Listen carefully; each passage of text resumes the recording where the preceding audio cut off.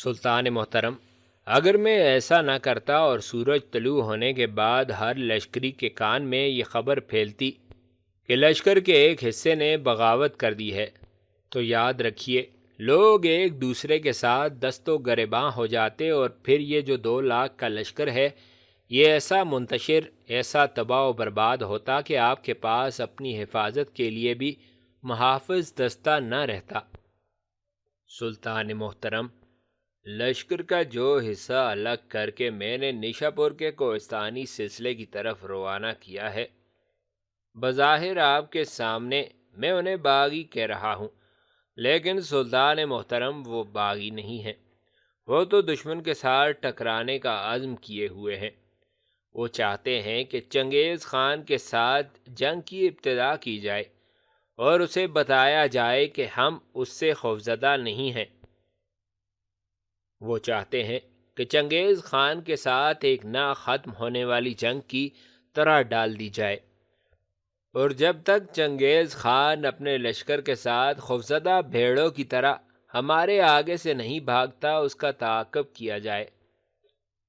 یہاں تک کہنے کے بعد جلال الدین جب رکا تو سلطان علاء الدین انتہائی ناگواری کا اظہار کرتے ہوئے کہنے لگا، دیکھ میرے فرزند، یہ ایک انہونی بات ہے۔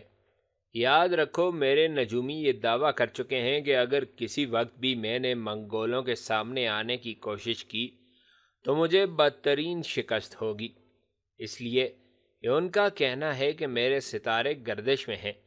جب تک میرے ستارے گردش میں ہیں مجھے منگولوں کے سامنے نہیں آنا چاہیے، لہٰذا اے میرے فرزند، جب تک میرے ستارہ شناس مجھے منگولوں کے سامنے آنے کو نہیں کہتے میں ان کے خلاف جنگ کی ابتدا نہیں کروں گا۔ بہرحال میرے فرزند، تو نے یہ بڑی دانشمندی اور فہم و فراست کا کام کیا کہ باغی عناصر کو تم نے لشکر سے علیحدہ کر کے نیشا پور کے کوہستانی سلسلے کی طرف روانہ کر دیا ہے۔ اس پر جلال الدین بولا، سلطان محترم، وہ لوگ صرف ایک شرط پر لشکر سے نکل کر نیشا پور کے کوہستانی سلسلے کی طرف گئے ہیں۔ اس شرط پر ان لوگوں کا کہنا ہے کہ ہم نیشا پور کے کوہستانی سلسلے کی طرف چلے جاتے ہیں لیکن اور خان کو سزا نہیں دی جائے گی، معاف کر دیا جائے گا اور اسے رہا کر کے ہماری طرف روانہ کر دیا جائے گا تاکہ وہ ہماری کمانداری کر لے اور ہم منگولوں کے خلاف حرکت میں آ سکیں۔ سلطان محترم، ان لوگوں کا یہ بھی کہنا تھا کہ اگر اور خان کو سزا دینے کی کوشش کی گئی تو پھر وہ کوہستانی سلسلے سے نکل کر آپ پر حملہ آور ہوں گے اور انہیں یقین ہے کہ وہ آپ کے لشکر کو بدترین شکست دے کر منگولوں کے خلاف اپنی منمانی کریں گے۔ جلال الدین کے اس انکشاف پر علاء الدین کی گردن جھک گئی تھی۔ پھر وہ بڑے دکھ، بڑی بے چینی میں جلال الدین کی طرف دیکھتے ہوئے کہنے لگا، جلال الدین میرے فرزند، کیا ایسا ممکن نہیں کہ تم اور خان کو اس بات پر آمادہ کر لو کہ وہ اپنے رویے کی مجھ سے معافی منگے اور وہ باغی عناصر جو لشکر سے نکل کر کوہستانی سلسلے کی طرف چلے گئے ہیں وہ دوبارہ ہمارے لشکر میں آ شامل ہوں تاکہ ہماری عسکری طاقت میں کسی طرح کی کمی واقع نہ ہو، اور اگر کسی موقع پر منگولوں کے ساتھ ہمارا ٹکراؤ ہو تو ہمارے اندر کمزوری اور ہزیمت کے آثار پیدا نہ ہوں۔ اس پر جلال الدین بولا اور کہنے لگا، سلطان محترم، مجھے بے حد افسوس ہے، میں تفصیل کے ساتھ اور خان سے بات کر چکا ہوں، وہ اب نہ آپ سے معافی مانگنے کے لیے تیار ہے اور نہ آپ کے لشکر میں قیام کرنا چاہتا ہے۔ اس کا ایک ہی جواب ہے کہ سلطان مجھے رہا کر دیں اور میں اس لشکر کو جو اس وقت نیشا پور کے کوہستانی سلسلے میں اس کا منتظر ہے اس کی کمانداری کرتے ہوئے منگولوں کے خلاف حرکت میں آؤں۔ جہاں تک آپ سے معافی مانگنے کا تعلق ہے تو اور خان کا کہنا ہے میری گردن کاٹ دی جائے، میں سلطان سے معافی نہیں مانگوں گا۔ ہاں، آپ سے معافی مانگنے کے لیے وہ ایک شرط پیش کرتا ہے۔ سلطان علاء الدین نے بری طرح چونکتے ہوئے پوچھا، کیسی شرط؟ جلال الدین کہنے لگا، شرط یہ ہے کہ سلطان محترم، اور خان کہتا ہے کہ اگر سلطان اپنی تیاری کرنے کے بعد خوارزم کا رخ کریں، وہاں سے تاتاریوں کو مار بھگائیں اور اس کے بعد چنگیز خان سے مقابلہ کرنے کا وعدہ کریں، تو وہ آپ کے پاؤں پکڑ کر آپ سے معافی مانگے گا اور لشکر کا وہ حصہ جو کوہستانی سلسلے میں چلا گیا ہے اسے جا کر واپس بھی لے آئے گا، اس لیے کہ وہ سب لوگ اور خان کو اپنا سالار تسلیم کر چکے ہیں اور اس کی کمانداری میں مرنے جینے کا عہد کر چکے ہیں۔ اس پر علاء الدین نے فیصلہ کن انداز میں کہا، دیکھ جلال الدین میرے فرزند، میں اور خان کی اس شرط کو تسلیم نہیں کرتا کہ اپنے لشکر کو لے کر چنگیز خان کے مقابلے پر آؤں۔ بہرحال میں اس کی سزا معاف کرتا ہوں، تم اسے کہو کہ وہ چاہے تو لشکر ہی میں قیام کر لے، چاہے تو ان لوگوں کے پاس چلا جائے جو کوہستانی سلسلے میں اس کے منتظر ہیں، میں اس کی سزا معاف کرتا ہوں۔ سلطان علاء الدین کا جواب سن کر جلال الدین خوش ہو گیا، پھر وہ سلطان علاء الدین کے خیمے سے نکل گیا۔ سورج طلوع ہو چکا تھا، دھوپ چاروں طرف پھیل گئی تھی۔ نیشا پور شہر کے نواح میں جہاں سلطان علاء الدین خوارزم شاہ کے لشکر کے خیمے دور دور تک پھیلے ہوئے تھے، زندگی کی گہما گہمی دکھائی دینے لگی تھی۔ ایسے میں جلال الدین سلطان کے خیمے کے اس کمرے میں داخل ہوا جس میں اور خان کو رکھا گیا تھا۔ جلال الدین کو دیکھتے ہی اور خان اپنی جگہ سے اٹھ کھڑا ہوا۔ جلال الدین آگے بڑھا، لبک کر اس نے اور خان کو گلے سے لگایا اور اس کی پیشانی چومی۔ پھر وہ بڑی رقت، بڑی ہمدردی میں اور خان کو مخاطب کر کے کہنے لگا، اور خان میرے بھائی، مجھے اپنی ذات پر فخر ہے کہ میں تیرے لیے کچھ کرنے میں کامیاب ہوا ہوں۔ میرے بھائی، میں نے لشکر کا ایک حصہ علیحدہ کر کے نیشا پور کے شمالی کوہستانی سلسلوں کی طرف بھجوا دیا ہے۔ تمہارا بھائی کبیل خان اور ماموزاد تغرل خان اس لشکر کی نگہداری کر رہے ہیں۔ سنو، اس لشکر میں وہ لوگ شامل ہیں جنہوں نے آج رات سلطان کے خلاف بغاوت کر دی تھی، سلطان کو قتل کرنے کی کوشش کی تھی۔ وہ تمہارے ہم نوا، تمہارے ہم خیال ہیں اور منگولوں کے سامنے اپنے وطن کے دفاع کے لیے چھاتی تان لینا چاہتے ہیں۔ دیکھ اور خان میرے بھائی، میں ابھی سلطان سے بات کر کے آ رہا ہوں، میں نے ان سے تمہارے لیے معافی نامہ حاصل کر لیا ہے۔ اب تم یہاں سے نکل کر سیدھے شمالی کوہستانی سلسلے کی طرف جاؤ گے۔ میرا ایک آدمی وہاں تمہاری رہنمائی کرے گا، جہاں لشکر تمہاری آمد کا بے چینی سے منتظر ہوگا۔ یہاں تک کہنے کے بعد جلال الدین جب خاموش ہوا تو اور خان نے جلال الدین کی طرف بڑی چاہت، بڑی اپنائیت سے دیکھتے ہوئے کہا، جلال الدین میرے بھائی، تمہارا یہ احسان میں زندگی بھر فراموش نہیں کر سکوں گا۔ جلال الدین، اگر کبھی کوئی وقت آیا تو میں تمہارے اس احسان کا بدلہ ضرور چکاؤں گا۔ اس پر جلال الدین پھر اور خان کو گلے لگاتے ہوئے کہنے لگا، دیکھ اور خان، میں نے تجھ پر کوئی احسان نہیں کیا، تم میرے چھوٹے بھائی ہو، بھائی کے کام آنا بھائی کا فرض ہے۔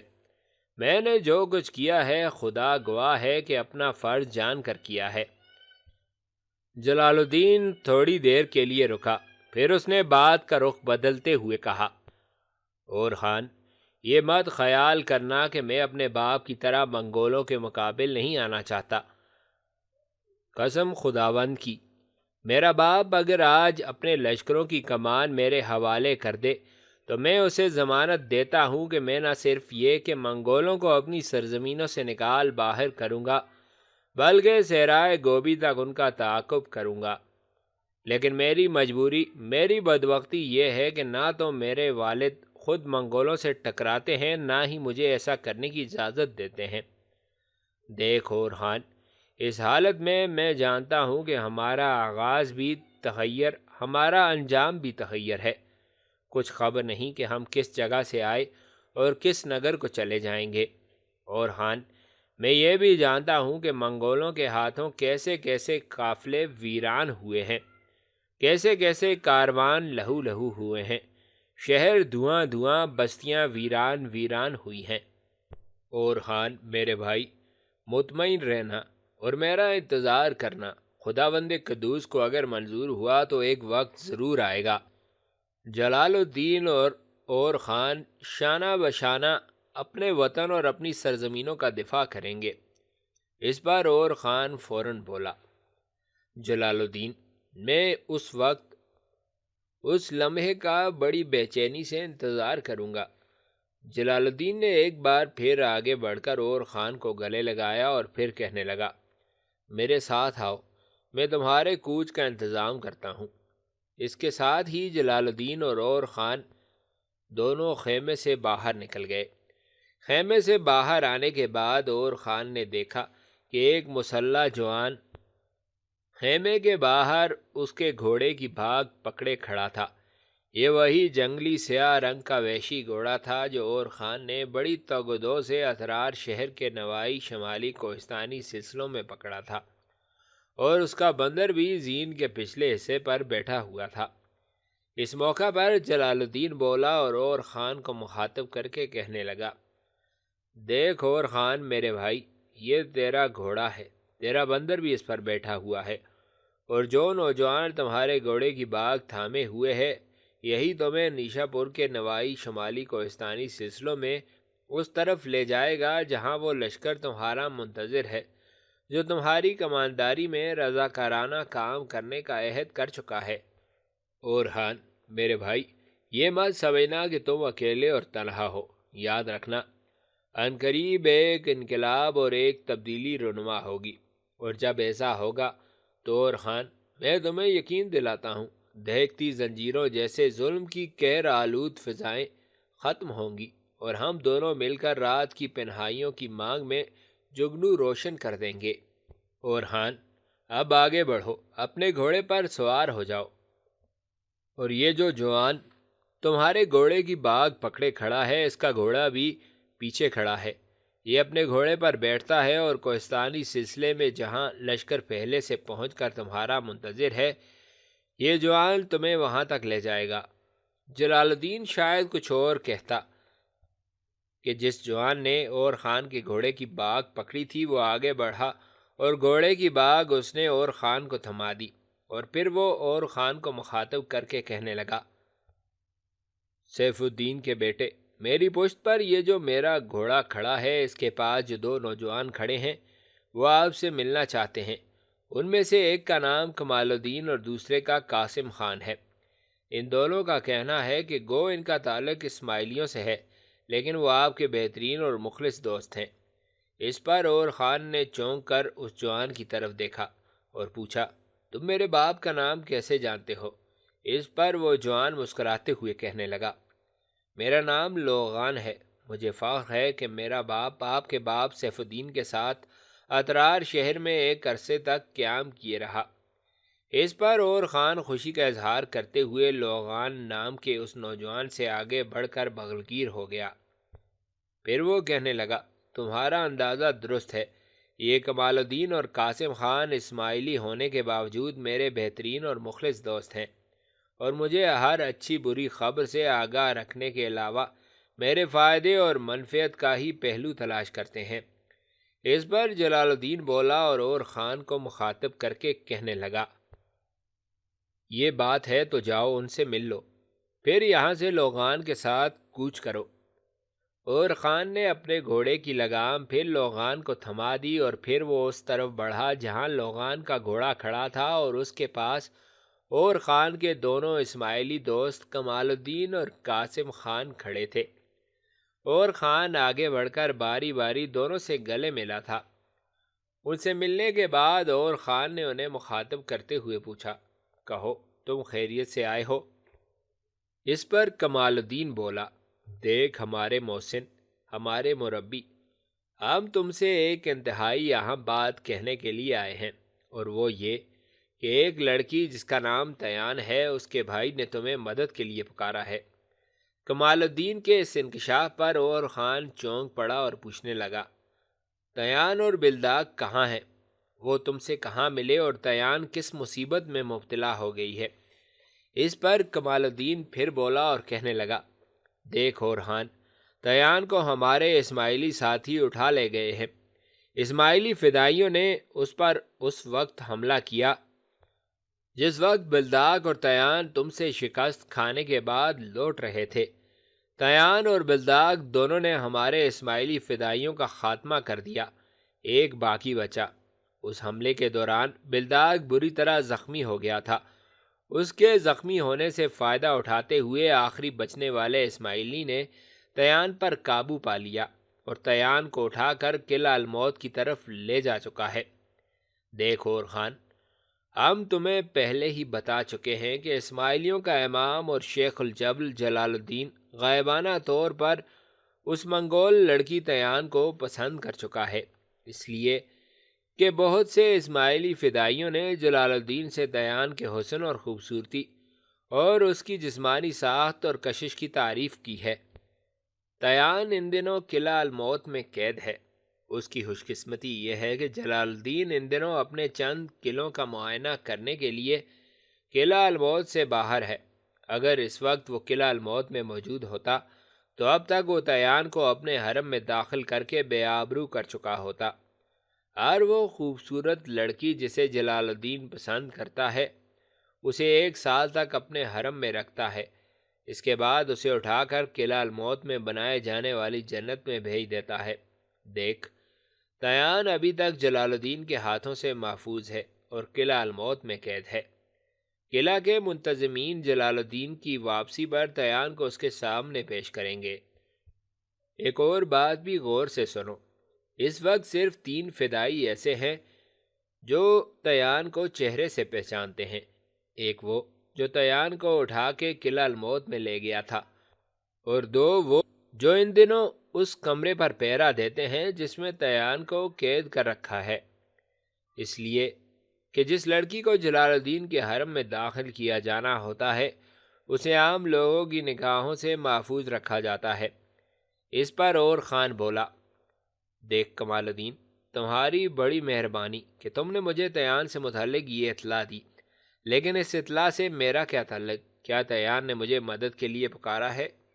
اس پر کمال الدین کے بجائے قاسم خان بولا، دیکھ سیف الدین کے بیٹے، تیان نے تمہیں مدد کے لیے تو نہیں پکارا، اس لیے اس پر تو اب کسی کی پہنچ نہیں۔ ہاں، بلداغ جو تیان کا بھائی ہے وہ ہم سے ملا تھا، یوں جانو کہ ہم خود اس سے ملے تھے۔ وہ زخمی ہوا تھا، ہم نے ہی اس کا علاج کیا۔ اب وہ یہاں سے 25 میل آگے ایک قصبے کی نواحی سرائے میں قیام کیے ہوئے ہے۔ اس سرائے کا مالک ہمارا جاننے والا ہے، لہٰذا وہ اس سرائے میں محفوظ ہے۔ اس نے ہم سے کہا تھا کہ اور خان تک میرا پیغام پہنچائیے کہ کسی نہ کسی طرح میری بہن تیان کو قلعہ الموت سے نجات دلائے۔ اور خان فوراً بولا، دیکھو میرے ساتھیو، میں بلداغ کی اس پکار پر ضرور لبیک کہوں گا۔ میں تیان کو تمہارے قلعہ الموت سے ضرور نکالوں گا، پر یہ تو کہو کہ اس سلسلے میں تم میری کیا مدد کر سکو گے؟ اس پر کمال الدین بولا، دیکھ سیف الدین کے بیٹے، قلعہ الموت چاروں طرف سے کوہستانی سلسلوں سے گھرا ہوا ہے، اور یہی بلند کوہستانی سلسلے اس الموت نام کے قلعے کی فصیلوں کا کام دیتے ہیں۔ تیان کو اس وقت اس قلعے کے شمالی حصے کی ان قیام گاہوں میں رکھا گیا ہے جہاں سب سے زیادہ محترم اور معزز مہمانوں کو ٹھہرایا جاتا ہے۔ ہم تمہاری یہ مدد کر سکتے ہیں کہ جس عمارت کے اندر تیان کو رکھا گیا ہے اس عمارت کے قریبی کوہستانی سلسلے کے اوپر ہم ٹھیک 2 دن بعد عشاء کے بعد گول دائرے کی شکل میں مشعل ہلائیں گے۔ بس اس مشعل کے ہلائے جانے کو تم ہمارا اشارہ سمجھنا، اور اسی جگہ سے تم کوہستانی سلسلے پر چڑھ کر جو اس کوہستانی سلسلے سے قریب ترین عمارت ہوگی اس کے اندر تیان کو تلاش کر لینا۔ دیکھ سیف الدین کے بیٹے، اس سلسلے میں ہم تمہاری اس سے زیادہ مدد نہیں کر پائیں گے، اس لیے کہ ہم اس عمارت کے قریب تک نہیں جا سکتے اور نہ ہمیں ایسا کرنے کی اجازت ہے۔ اگر ہم اس عمارت کے قریب جاتے ہیں اور ہمیں دیکھ لیا جاتا ہے، ایک تو ہم پر شک کیا جائے گا کہ ہم تیان کی مدد کرنے کے لیے آئے ہیں، اس کے بعد اگر تم تیان کو وہاں سے نکال کر لے جاتے ہو تو غداری کا الزام لگایا جائے گا، اور اس الزام میں ہم دونوں کی گردن بھی کاٹی جا سکتی ہے۔ دوسرا، ہم پر یہ بھی الزام لگایا جا سکتا ہے کہ ہم تیان کو دیکھنے کی خاطر اس طرف آئے ہیں، اس لیے کہ تیان کی خوبصورتی، اس کے حسن، اس کی جاذبیت، اس کی کشش کے چرچے پورے قلعہ الموت میں ہو چکے ہیں۔ اس پر اور خان بولا، دیکھ کمال الدین اور قاسم خان، میرے لیے تمہاری طرف سے اتنی ہی مدد کافی ہے۔ جو تم 2 روز بعد عشاء کے بعد اس عمارت کے قریب ترین کوہستانی سلسلے کے اوپر مشعل ہلا کر مجھے اشارہ کر دو تو میں سمجھ لوں کہ میرا کام آسان ہو جائے گا، اور میں ہر صورت میں تیان کو وہاں سے نکال لوں گا۔ اب تم تھوڑی دیر یہاں رکو، میں جلال الدین سے بات کر لیتا ہوں۔ اور خان مڑا، جلال الدین کے پاس آیا اور اسے مخاطب کر کے کہنے لگا، جلال الدین میرے بھائی، میری ایک عزیزہ کو اسماعیلی اٹھا کر لے گئے ہیں، اس نے مجھے مدد کے لیے پکارا ہے۔ یہ دونوں اسماعیلی میرے بہترین دوست ہیں، ان دونوں کی مدد سے میں اس لڑکی کو وہاں سے نکالنا چاہتا ہوں، پھر میں واپس آؤں گا اور لوغان کو لے کر نشا پور کے اس کوہستانی سلسلے کی طرف جاؤں گا جہاں لشکر میرا منتظر ہے۔ اس پر جلال الدین فوراً بولا اور کہنے لگا، دیکھو اورخان، اس لڑکی کو اگر وہاں نکالنے کے لیے تم میری ضرورت محسوس کرو تو میں بھی اس سلسلے میں حاضر ہوں۔ اس بار اور خان مسکراتے ہوئے کہنے لگا، نہیں جلال الدین میرے بھائی، میں اکیلا ہی اس لڑکی کو نکال لاؤں گا۔